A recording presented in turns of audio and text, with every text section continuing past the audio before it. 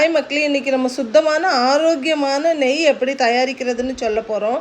இதுக்காக நான் டெய்லி பால் வாங்கி ஒரு லிட்டர் பாலோட ஆடையை எடுத்து ஃப்ரிட்ஜில் 10 நாள் வரைக்கும் ஸ்டோர் பண்ணி வச்சுருந்தேன்.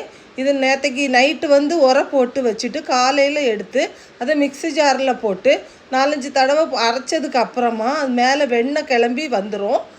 அதில் நம்ம 2 க்யூப் ஐஸ் போட்டுக்கணும். போட்டுட்டோன்னா நல்ல ஃபைனாக வந்துடும்.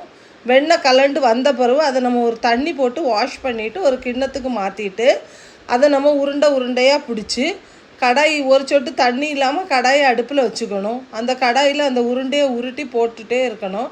அவ்வளோத்தையும் போட்டு முடித்ததுக்கு அப்புறமா நல்ல கொஞ்சம் ரொம்ப மீடியமாக ஸ்லோவாக அப்படி வச்சா போதும்.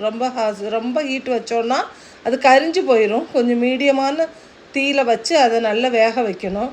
வச்சுட்டு அப்பப்போ கிண்டி விட்டுக்கிட்டே இருந்தால் போதும். கிண்டி விட்டுக்கிட்டே இருந்தால் நல்லபடியாக ஆயிரும். ஏன்னா இப்போ நம்ம மார்க்கெட்டில் வாங்குகிற நெய் எதுவுமே சரியில்லை, எல்லாமே கலப்படமாக இருக்குது. அதனால தான் நான் டெய்லி பசும்பால் வாங்கி வீட்டுக்கு யூஸ் பண்ணிவிட்டு அதில் வரக்கூடிய ஆடையை எடுத்து நம்ம பிள்ளைங்களுக்கும் கொடுக்கலாம். நல்லது, உடம்புக்கும் சத்து, வீட்டுக்கு தேவையான எதுனாலும் பலகாரமும் பண்ணிக்கலாம் அப்படிங்கிற மாதிரி இது பண்ணியிருக்கேன். இப்போ உங்களுக்கு இந்த ஸ்டேஜில் பாருங்கள் எவ்வளோ அழகாக வந்துடுச்சு. நெய் ரெடி ஆகிட்டு இதை நம்ம ஃபில்ட்ரு பண்ணி எடுத்துக்கிட்டோம். இப்போது நமக்கு எந்த பாத்திரத்தில் தேவையோ அந்த பாத்திரத்தில் ஸ்டோர் பண்ணி வெளியே வச்சுக்கலாம். வெளியே வச்சா சீக்கிரம் கெட்டு போயிடும். அதனால் நம்ம அதை ஃப்ரிட்ஜுக்கு மாற்றி வச்சுருவோம். தேவைக்கு அப்பப்போ எடுத்து யூஸ் பண்ணிக்கலாம். நல்ல சுத்தமான நெய் ரெடி.